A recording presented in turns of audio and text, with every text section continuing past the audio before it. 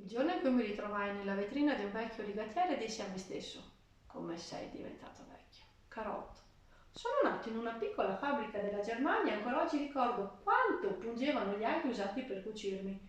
La prima cosa che vidi con i miei occhi di vetro fu una donna. Mi sollevò e disse: ma guardatelo, non è carino? Mi avvolse in carta velina e mi chiuse in una scatola.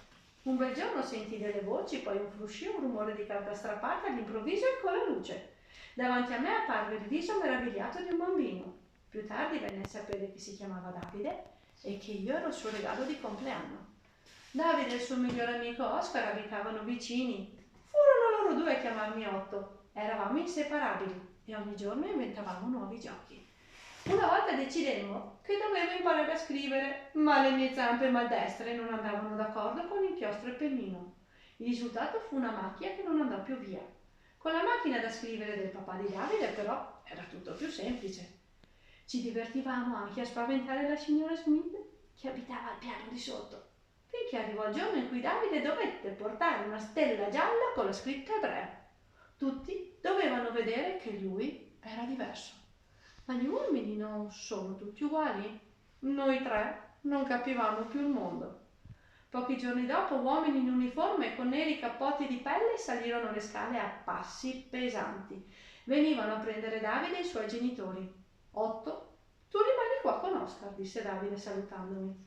Lo vedemmo salire su un furgone e lo portarono via insieme a tanta altra gente con la stella sul petto.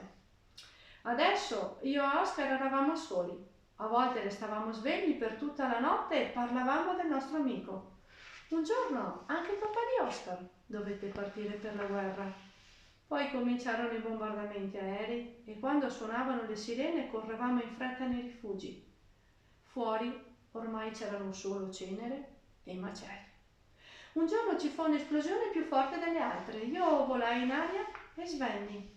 Mi risvegliai su una montagna di macerie. Attorno a me non c'erano che rovine. Poi arrivarono soldati e carri armati e si sentiva sparare. Tutto intorno infuriava la guerra. Improvvisamente uno sguardo sbalordito si posò su di me. Fui sollevato da terra e in quel preciso istante sentii uno sparo e un dolore acuto al petto. Anche il soldato che mi aveva raccolto era stato colpito e due infermieri ci portarono all'ospedale. Il soldato si chiamava Charlie e mi teneva sempre con sé e raccontava a tutti: vedete questo orsetto? Mi ha salvato la vita, ha deviato la pallottola che doveva uccidermi.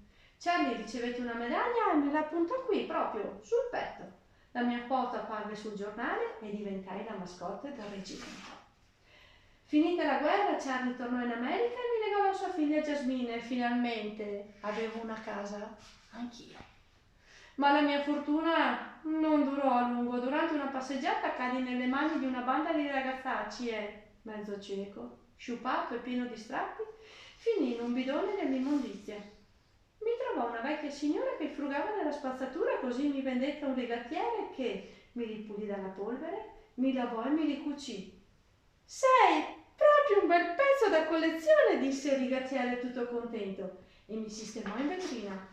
Ma nessuno mi notava. Una sera di molti anni dopo, finalmente, un anziano turista rimase a bocca aperta davanti alla vetrina.